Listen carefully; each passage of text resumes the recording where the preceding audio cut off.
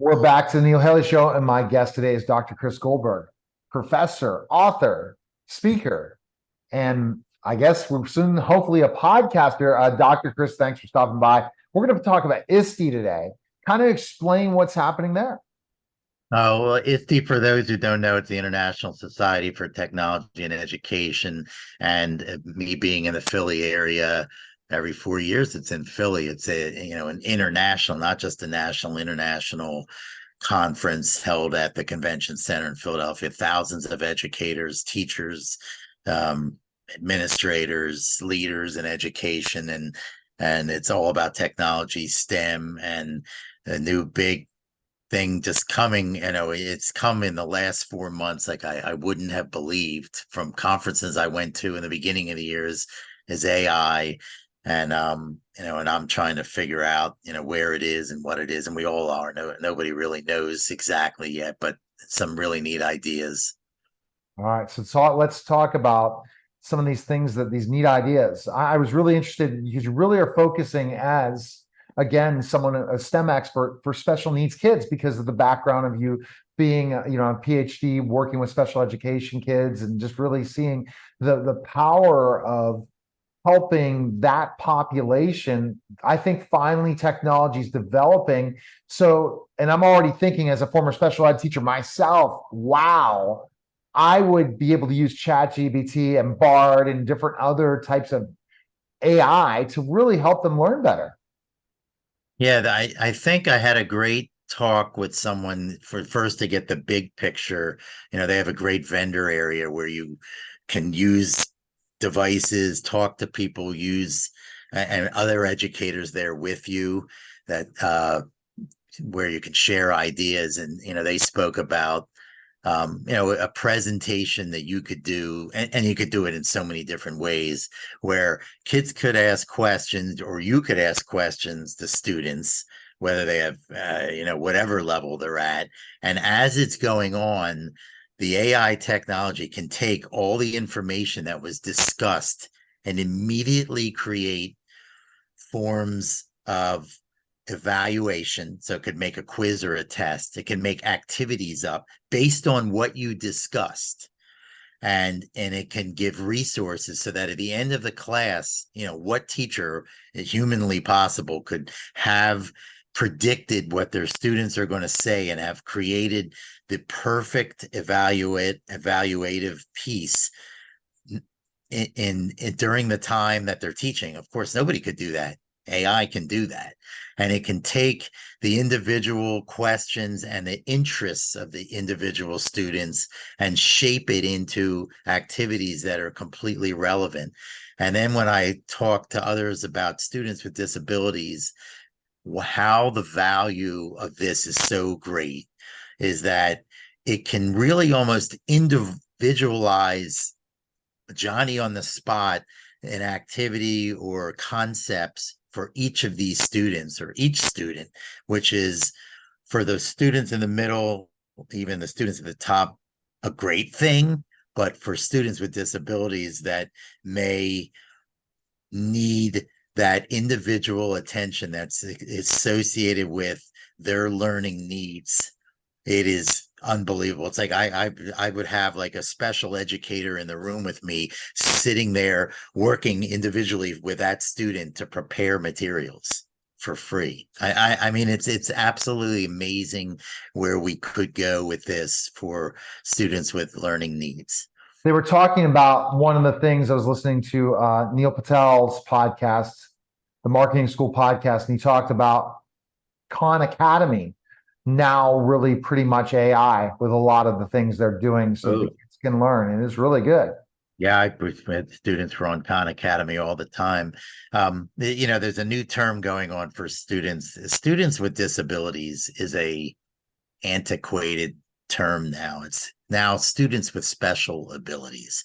And, since I was fortunate enough to teach K-8 and could see students progress from, especially some students, so many with autism, from in the beginning when they were in second grade, all they could do was bang their head on the computer. That's what they did because that's where they were, to be able to, maybe they weren't verbal even by the time they reached eighth grade, but they could code and they could open up a computer and rebuild it.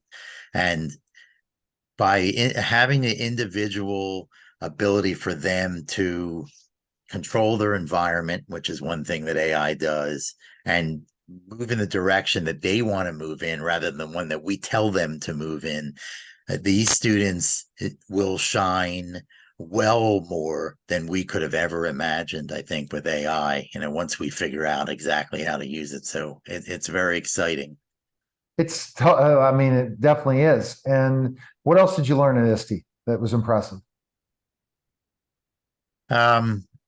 Oh, well, there's so much, and there's so many devices out there, and there's so much in the world of STEM and just in the world of technology, but there's so much available to educators. The question always is, how do we get it in their hands, but also how do we train them? So, because I would ask people like, the AI is so amazing. How are we going to train them?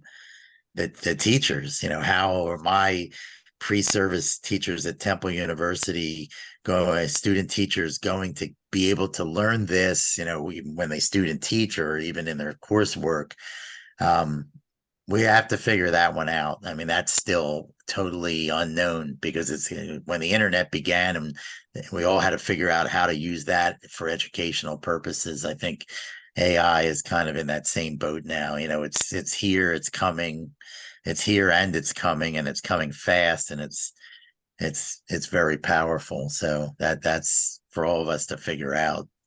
I never plugged in math, like a two-step equation in algebra, and see what it would show on AI, on ChatGPT. Never did that before. So that'd be interesting to look at, because if, a lot of textbooks don't explain things well. So if you take a very complex problem and plug it into ChatGPT, hopefully teachers embrace AI, not anti-AI, because the kids will just do it themselves. And they'll never learn why is it good to look at the whole problem from step by step, from beginning to end, when you have homework questions and you're dealing with things. You can't see the teacher the next day. Okay, I'm going to plug it in and see it, but you still got to write the whole problem out, and teachers are going to have to say, you got to start showing your work again, because guess what? So that even if they did copy it, they at least started to learn it by writing it out. Yeah, AI is like your personal teacher. Again, reading the Department of Education's synthesis of how students with special abilities are going to benefit by AI.